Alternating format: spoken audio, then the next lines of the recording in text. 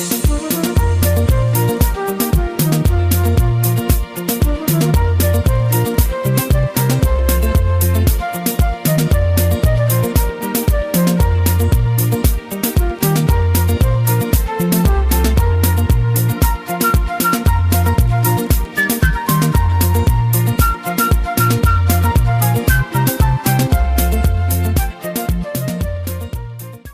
ladies and gentlemen, I'm pleased to invite Honorable Robert Cuban, Auditor General, Republic of Nigeria, to address the meeting.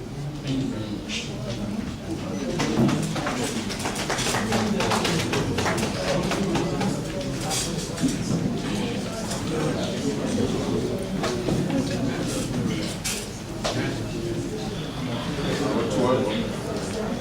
Members of the media,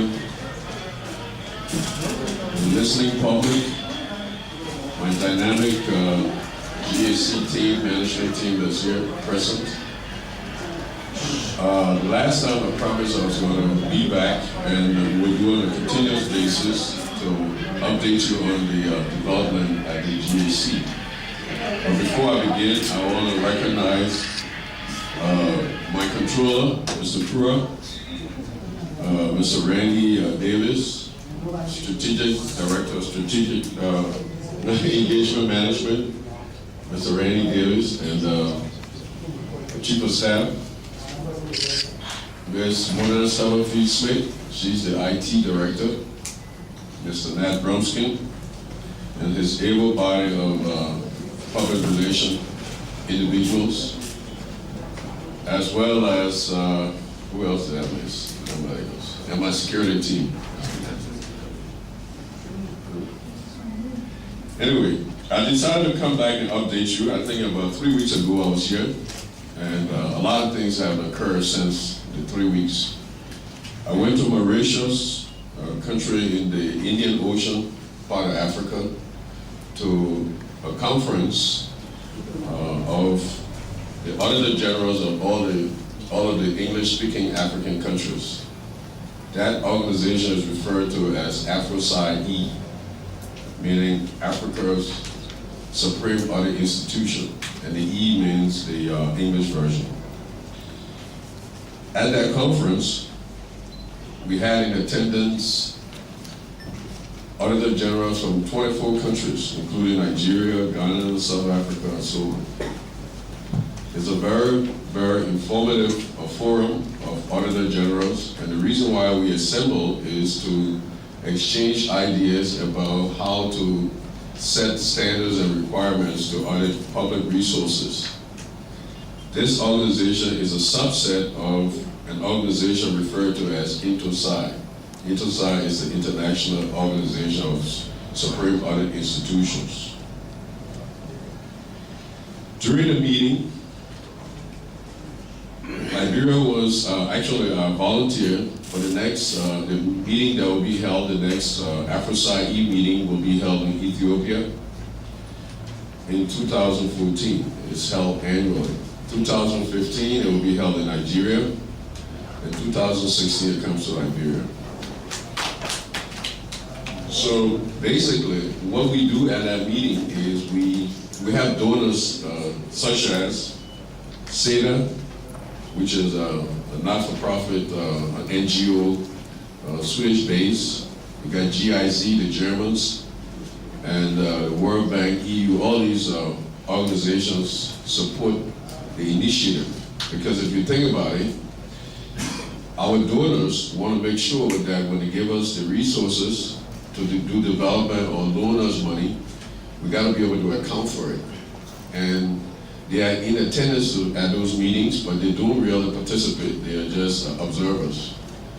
And I'm happy to say that all of the donors that contributed in the past continue to contribute, because they see the work of the organization as moving forward in terms of accounting for public resources.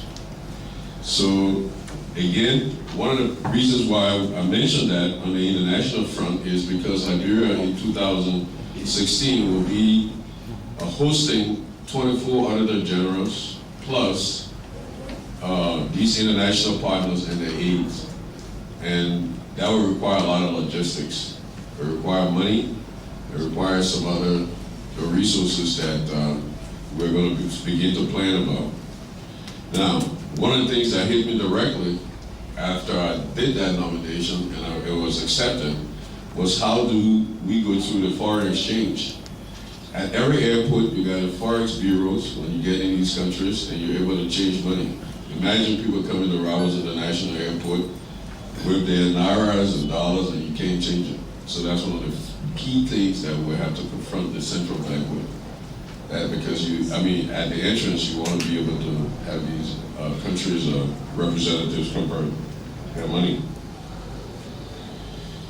I will talk to you, I will discuss two separate points. One of them is international, that's the international aspect, and then I will talk to you about some domestic issues relating to the General Auditing Commission. From the international front, I stated, and I've stated over the past several months since we got at the GAC, that we'll focus on performance audit as one of the key practices that we will conduct. We will conduct performance audit, and I think I described what performance audit is on several occasions. But just to give you a little bit of background, in order for you to ensure yourself that your government resources are used properly, efficiently, effectively, and there's some economic basis for allocating those resources, you want to make sure that not just the financial aspect of it, but the funds perform. And that's what performance audit is. When you say we give you $1 million to build a road, and you build a road, and all of the transactions were okay, they were approved, cash was dividended up, contracts were signed, everybody abide by PPCC regulations, and come to find out 2 years from now the road goes away. So that road didn't perform. And I think I was at the last press conference when somebody asked me if we, as auditors, would go in there and look at the conferences and stuff like that. But again, we don't do that, we hire expertise. So performance audit now in our domain, in Intosci and AfroSci is becoming a major thing, and all of the donors that give us money want to make sure that the money is performing. And as a result, every year, the AfroSci presents an award to the best performance audit report that's produced. And there's a report that this year Kenya won, in the past Nigeria has won, and so on. And so prior to leaving to go to that meeting, we decided to develop a very, very significant performance audit practice at the General Auditing Commission. So in that practice, we will conduct performance audit across the board. And the good thing about performance audit is that you are able to look at an issue, for example. Let me give you a typical example. You got pimping going up and down here, okay, riding. So what we do is, in performance audit, to demonstrate what it does, is to look at that whole program of pimping. They're providing a lot of resources in terms of being able to move people back and forth, the logistics. Imagine if it didn't exist. It would be difficult in terms of people getting from one place to another. But there are certain issues that we will have to recommend in order for them to be a viable institution. And so when we conduct performance audit, we will look at the fact that the safety helping, the lack of safety helping, we look at the lack of licensing, government collection of revenue to facilitate that whole process, the standards, the requirements, where are they supposed to move, how they're supposed to navigate. So those are some of the things we look at in that scenario. So with that, we will be able to recommend to the legislature that they pass regulations to be able to have this as a viable institution within the country. And when we talk about performance audit, we are not talking about the financial aspect only, but the operational aspect of a given activity or project. So that's a typical example. Right now we have auditing the licensing, the license plates at the Ministry of Transport. That's a huge task we have, and we're looking into that matter. So from that, we will be able to devise a performance audit report, and hopefully we'll be able to come up with some things that will improve that process as well. The AFRISAI, this is the first time, has introduced IT auditing as one of the disciplines that they expect for all of the supreme audit institutions to abide by. Now, when I talk about IT audits, it means that all of the computer systems that have been put in place will have to understand how they work and how information is processed through those computers. So as you see things go to e-government, everything's electronic, the conventional auditor is out of business. So what we do is we have to follow all of the transaction flow through these systems. We got to understand how they interface, the tax system, the revenue system, and so on. So there's a huge and a whole new paradigm shift in terms of information processing. So we have the best, I believe, up to now, we have the best IT audit institution among all of the 24 when it comes to the skill set.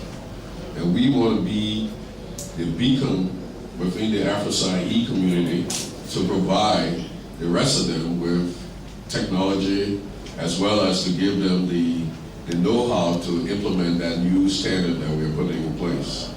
So IT audits is now one of the major things that all of these entities are talking about. These are auditor generals. And it's not demeaning, because IT audit became prevalent in America a few years ago. If you go back, date back to the 80s, a computer was almost non-existent. Now, 20, 30 years later, that's the name of the game. So, but we're ahead of them because we have able-bodied individuals and at the GSC that are able to lead AFRISAI in that direction. On the domestic front, we have restructured. The last time I was at the press conference, I said that we had restructured the organization to reflect what an auditing institution is supposed to be. We added several new departments: IT audits, computer forensics, e-workflow development, e-library, and data warehousing. Those are a few of the departments we added. And all of these have to do with technology. The fact that we have implemented technology, and as a result, we have to shift our mindset and our strategy about auditing. So with all of this, there are no other country in the world that can boast of having that level of expertise when it comes to technology. And we're proud to say that we have a similar team that is going to do just that.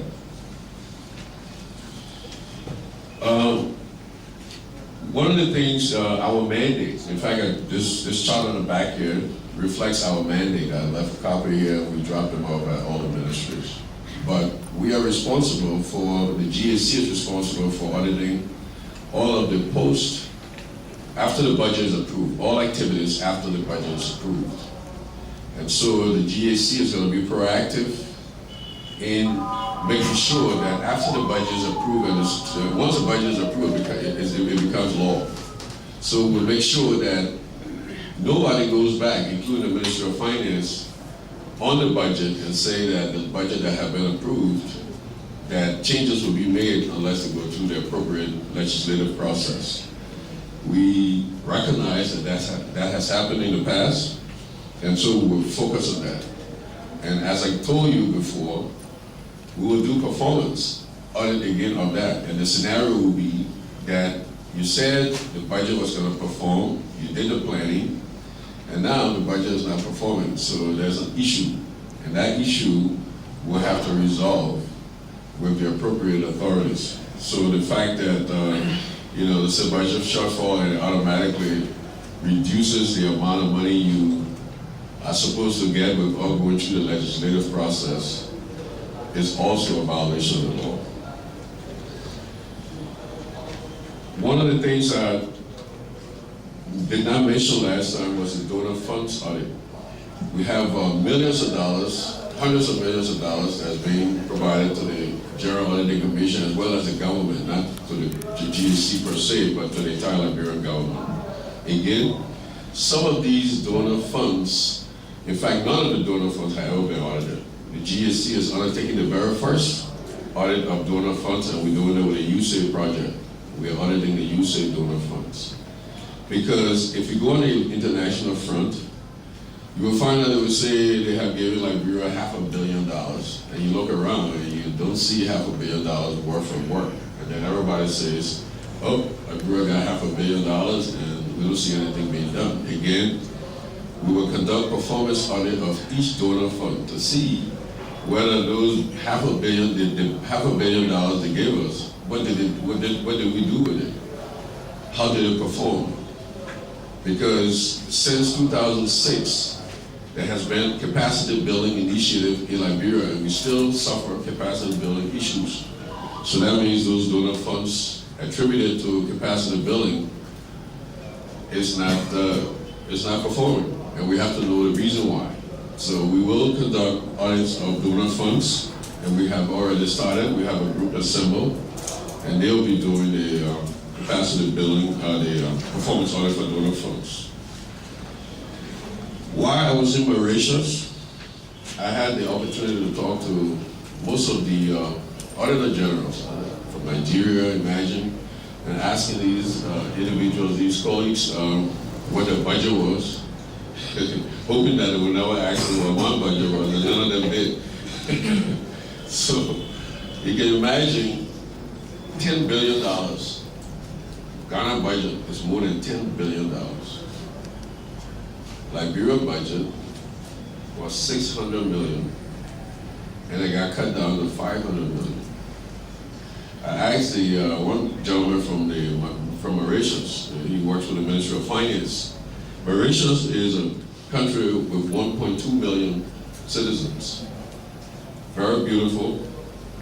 Their real industry, the major industry is tourism and sugarcane. Everywhere in the city, even in the city, they have sugarcane trees planted. And so I asked him what the budget was with 1.2 million, and he told me it was more than $2 billion. And most of it came from corporate income tax. So when I decided to apply for this job, I said that I pointed that out, that with the gross domestic product of Liberia and the type of resources we have to have $500 million as a budget made no sense. Where that comes from is the lack of payment of taxes, or people are just not paying the taxes.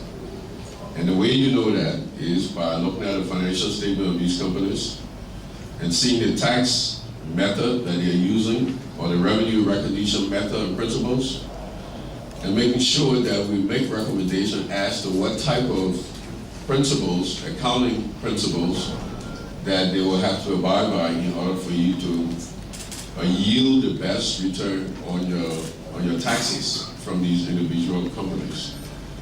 Now, in the US, the tax code is more than 2,000 pages. And the reason that is because every foreseeable line item or activity in the economy, there is strict rules as to how you recognize profit, how you recognize revenue, how you expense things, and so on. So when you tighten the screws, then you will come to find out that the financial statement will be more in line with your revenue stream or your cash inflow from revenue. In Liberia, most companies have the latitude to do whatever they want to do. They accept or use any type of accounting method, and that will yield them, and of course, from a conservatism standpoint, if I report, I will report the thing that gives me the lowest tax liability, and that's what they're doing. So we'll go after them, their returns. We've already written Ministry of Finance to get all of the large and medium taxpayers listing, and also to get their ID, their identification numbers. And we will set up a practice. When I say practice, I mean a group of auditors that will look at the financial statement of these companies and see whether the revenue recognition principle is legitimate. And not only that, but whether or not they are recognizing all of their revenues. we'll go after the bigger companies because corporate tax is where you get most of your money. You know, individual income tax, we don't file, you know exactly what it is. It's a fixed amount, depending on which tax bracket or category you fall in. And once you go through that whole process, it's easier to determine the revenue or the tax liability for individuals. In fact, it's taken off the paycheck, so it's not as bad.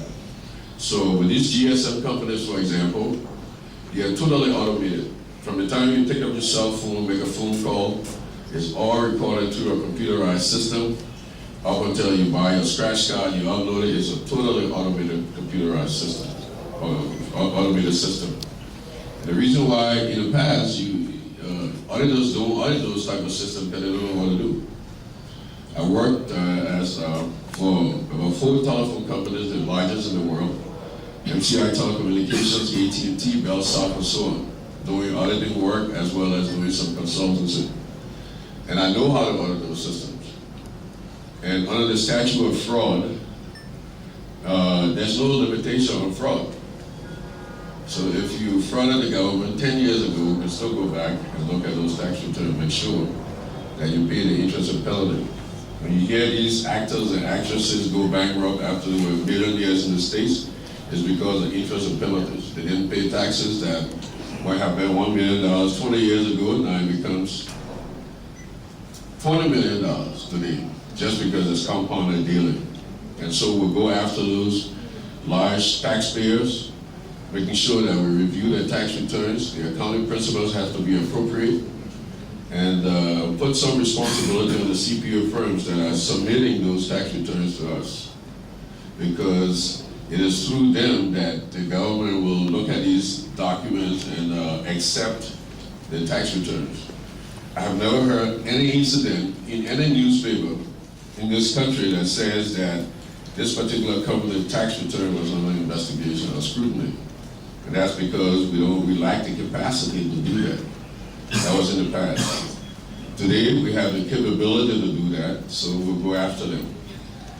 And again, in my vision statement, when I applied for the job, I said within the next 3 years, the revenue collection from the government will go up, and it will be about $1 billion.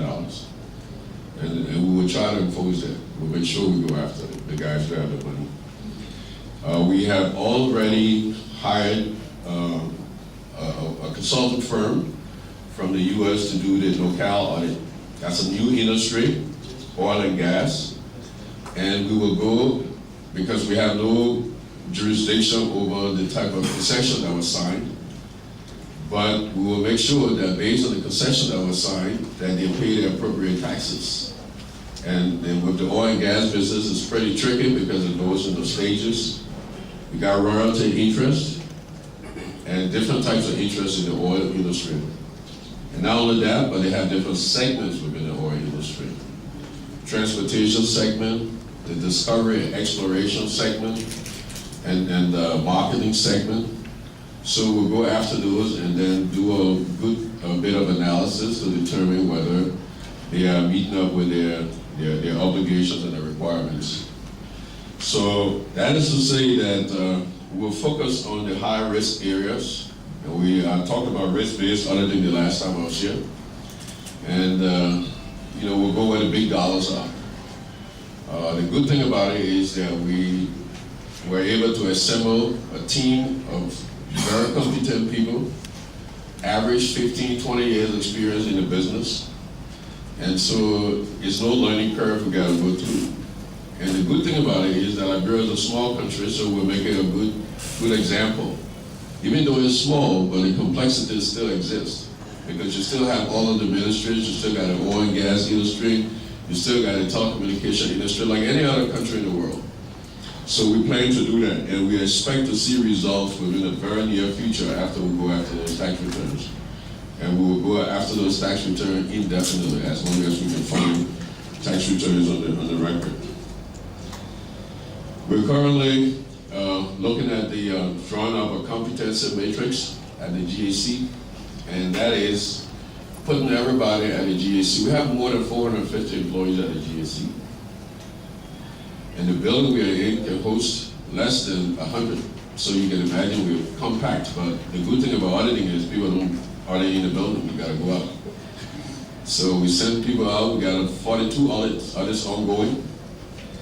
And in the past 6 years, there were only 40 audit reports that were sent to the PSC. They said 79, we found 40. And only 40 reports went to the PSC, the Public Accounts Committee. And they have a secretariat that they have put together. It's a group of CPAs who are currently going through those tax returns to see if there's any merit with respect to the assertions that are made and the type of reports that were issued. So you see folks go around saying these guys are not auditing. We have started the same number of audits that were done in the past 6 years. And I hope that you will be able to go back and, as reporters, I think we're becoming more friendly now, I think. Because after the last press conference, I didn't see, one thing I don't see is they don't publish anything good I say. If it's something negative that I see in the press, but I expect for you to let the public know this, because everybody is not listening to this, but I expect for you to tell them these things that we'll be doing. We'll be auditing the big, large taxpayer, we'll be recovering government money, and we will show that the budget's supposed to perform, and you should see those numbers. We are there to work on behalf of the government and the people, actually the people, and we will perform because we have the capability to perform. And I pray that we'll take politics out of this business, because the GAC is a technical institution. And in order for us to achieve our objectives, we got to apply the appropriate technology and the technical know-how. And that's all it takes. It's not politics, it's totally technical. So again, I thank you for coming. I just want to make sure I updated you on both fronts, the international front, as well as the domestic front, and the initiative that we are undertaking to recover government money, or to make sure people pay their fair share of taxes. Thank you very much. We're talking about the budget of Liberia and the budget of Ghana. I also had the opportunity to meet the Minister of Information and Communications in Ghana at the ECOWAS conference, and he was complaining about his budget being cut from $64 million to $34 million.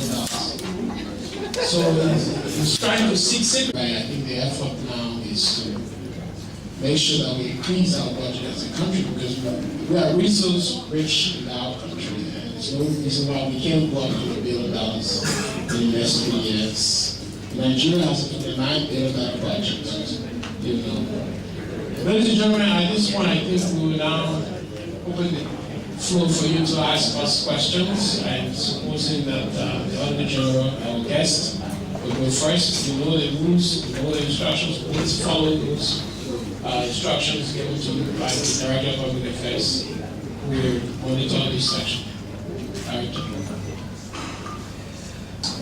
name is Christopher Seaton, and I write for the Focus newspaper. Don't you think that you have let the cat out of the bag by announcing the audit reports of those big institutions? Thank you. Good afternoon, Library and Auditor General. My name is Yaman Zikawa for Kenny 7 Radio. I'm very confused with respect to your own statement made in recent time with this press conference. You said that you found it difficult to audit some government ministers, especially the Minister of Finance. And today you are telling the librarian people that you put in place an audit team to audit donor funds. Don't you think you are trying to request the president or the legislature or that of the finance ministry to give you more allocation for your own ministry or your agencies? Thank you very much. Good afternoon, sir. My name is Joe. I write for the New Liberian newspaper. I have two short questions. Still one. Okay, one. Mr. Oliver, you spoke of a big plan, but I was wondering whether some of these actions that you're going to take, especially going into companies' account to audit, don't you think you need a legislation, or have you gotten a bargain from the government? Okay, you will come back after this round. It's a final question. Yeah, AG, my name is William Hammer, and I'm good for the lab. Yes, I want to know, you said that you'll be auditing donor funding. your findings from the audits. I want to know where will it be presented, whether to the legislature or to the international community. And secondly,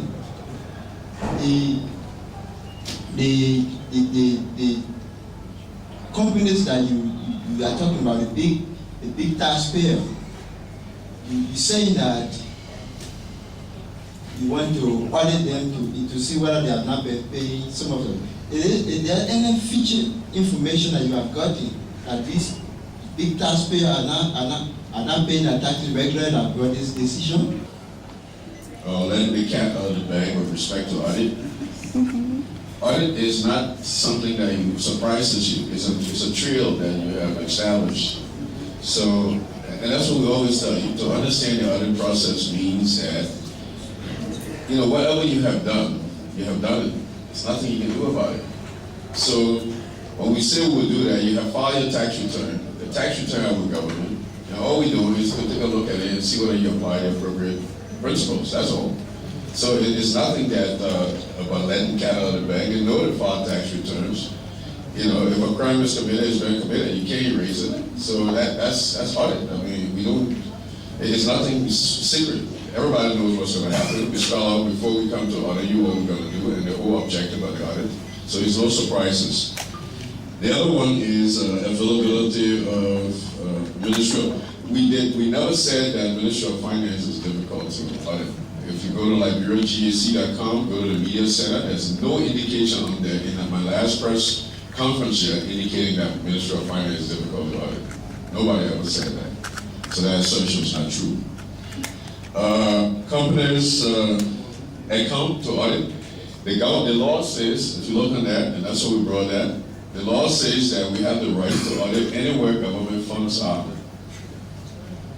In the bank. In fact, we have written all the banks to give us all the bank statements from all institutions that we audit. So we got it right as long as government money is there. If you're a partner with government money, we will look at your records. If you have paid taxes to government, we will look at the tax records. And then if there's a need for us to get into your records because we find out that you paid the taxes, we'll go there. So there's no restriction on where we can go within the company. It's only that anywhere government money is, we can audit that. And if I can audit your tax return, I know everything you do. So that's a natural extension of that. You also talk about good question, where the reports will go for donor funds audit. It will go to the donors as well as to the government, the legislature, if the donors want it. But the tricky thing about that is when you do donor funds audit, is they bring in their own rules. Like we are auditing USAID, and USAID wants us to use the generally accepted auditing standards, which are the standards in America. So, but it doesn't mean that we can't apply both standards. If we have ISA in Liberia, we can apply for that same audit, and if it's GAS, then we apply for that standard. I think those are all, right? Yeah. Information in New York newspaper. You're talking about auditing donor fund. I want to know whether you have the authority to audit donor fund because most of the funding coming, they are not being given to the government, and you are charged with the responsibility to audit government fund. Do you have any authority to do that? Thank you. Once again, sir, now with respect to this asset declaration, have you declared your asset with LACC? And do you audit out the asset declarations? Anywhere asset declaration comes in, anything that has to do with government finances, we have a practice for auditing asset declaration as well. Sure, definitely. Donor funds, as long as government turns the funds over to us, or rather an NGO or a partner turns the money over to us, it becomes our money. So it appears on our books. And we do that. We provide, the reason why I said that we can look at it both ways is because if the donor wants for us to use a specific standard as part of the memorandum of understanding to provide them with that information, we do give them that information. So we are responsible for auditing all government funds, and once the funds are turned over to the government, it becomes part of us, our financial statements. Once again, Honorable Under General, I want to know, I have the opportunity of meeting some lawmakers, and they complain that NGOs, donor community coming into this country, taking contract and receiving funds from overseas, are not utilizing the funds in the right direction. Should you go into their audit and you found fault, what becomes the penalty? Very good. It's a very good question. And that's the reason why we set up the donor funds audit practice. Because if you think about it, like I said, you provide us $1 million or $2 million or $10 million, and then it becomes an international, information flows within the international community that you are contributing towards Liberia.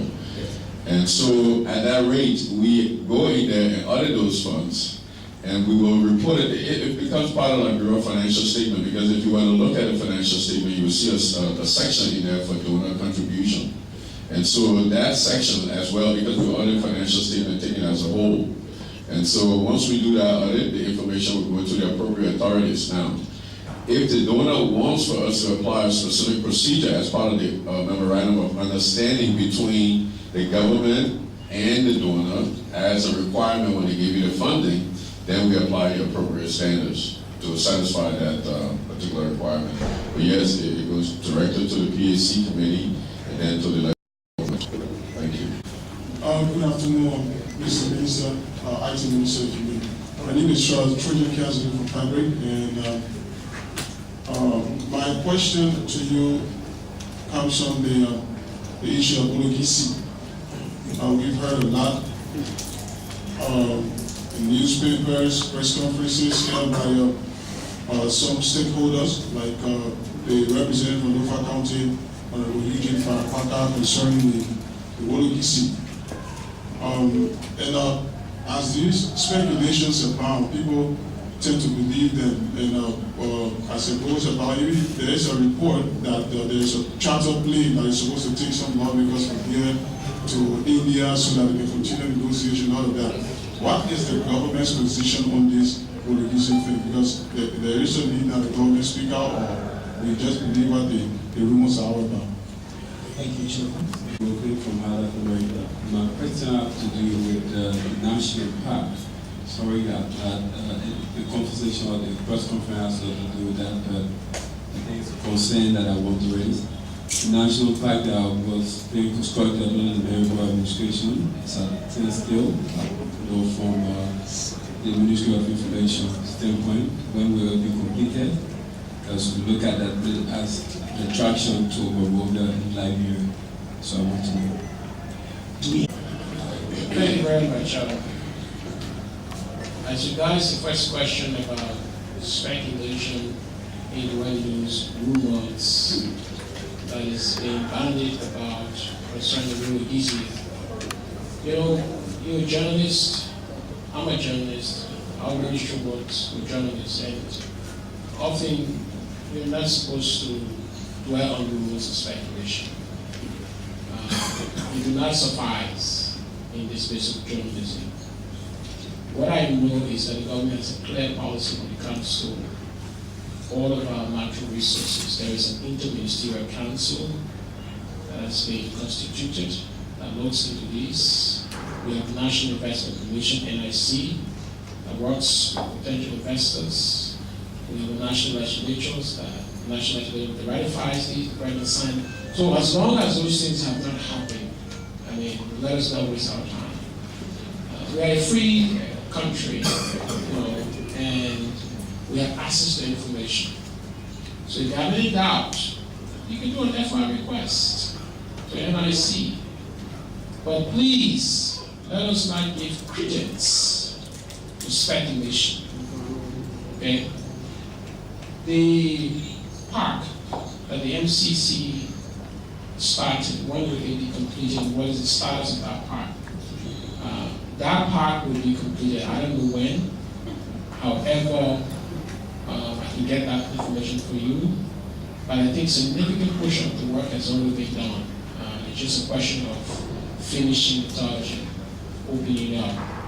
But the MCC is still working, still collaborating, so we can get some specifics in terms of, opening, etc. If there are not any more questions, I will respectfully request that my colleague, Mr. Jackson, will do the thanks. But before he does that, let me also acknowledge the role of USAID in the funding that USAID has provided to the Carter Center. The Carter Center is in the collaboration through an MOU with the Ministry of Information to implement a power phase of the FOI project. We have 9 government ministries and agencies now that are collaborating to implement the FOI law. And so we would like to recognize the support of USAID and the Carter Center. And the USAID is funding this stellar tour to Washington, D.C. and Connecticut that will take place next week. So we just want to note for the record that our partners out there are helping to make sure that we improve the way our people get information so that our people can benefit from the resources. I also want to acknowledge the presence of Dixon Sewell. I know Sewell listened very well to your agenda when you were talking about revenue and what we need to do to increase our revenue base as part of this job. So we're very excited that in our government we can pull partners, we can pull government officials together, listen to one another, to take critical advice. At this point, Mr. Jackson will do the things. Thank you very much, Mr. Chua. Before I go on to scale it, very distinguished boss of the GSC and the AMO team for their presentation. And let me also say thanks to my dear colleague, Mr. Chua, who have been able to be able to preside. Mr. Jason Sewell for taking time off his schedule to come and present our proceedings here. And to you, the media practitioner, thank you very kindly. We see some of you folks have been well-intentioned and an amicable partner in helping us to drive our government policies and programs to the Liberian people. I'd like to also recognize the former president of the PUL, Mr. George Bartley. Again, colleagues and friends, we look forward to having you next Thursday. Thank you very kindly for coming. Thank you so much. Thank you so much.